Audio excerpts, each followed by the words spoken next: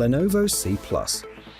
Probably very soon, carrying your smartphone in the pocket will become a thing of the past. And for those who plan to buy the Lenovo CPlus, this moment will come a little earlier. Here is a prototype for a flexible smartphone, which is worn on the arm like a clock. This model was first shown in 2016.